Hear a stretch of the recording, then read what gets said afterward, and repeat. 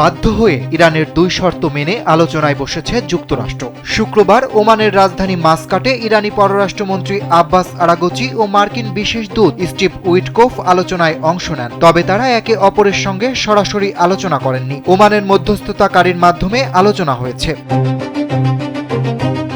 এই আলোচনায় বসার আগে যুক্তরাষ্ট্র 2টি শর্ত দিয়েছিল। ইরানকে ব্যালিস্টিক মিসাইল সীমিত করতে হবে এবং মধ্যপ্রাচ্যে থাকা প্রক্সি বাহিনীগুলোকে সহায়তা বন্ধ করতে হবে। তবে তেহরান সাফ জানিয়ে দিয়েছে তারা এসব শর্ত মানবে না, শুধু পরমাণু কর্মসূচি নিয়েই আলোচনা হবে।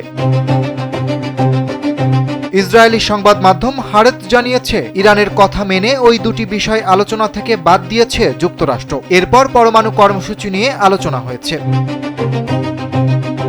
মূলত সৌদি আরব, কাতার এবং ওমানের মতো আঞ্চলিক দেশগুলো যুক্তরাষ্ট্রকে ইরানের শর্ত মেনে নিয়ে আলোচনায় বসতে বাধ্য করেছে, কারণ ইরান আগেই হুমকি দিয়েছে তারা আঞ্চলিক যুদ্ধের জন্য পুরোপুরি প্রস্তুত। এজন্য ওয়াশিংটনকে বুঝিয়ে ব্যালিস্টিক মিসাইল ও প্রক্সি বাহিনীকে সহায়তার বিষয়টি বাদ দেওয়া হয়েছে।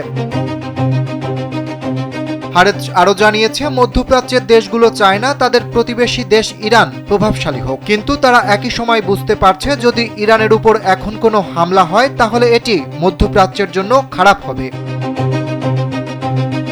অরিত্র বাসু, কালবেলা।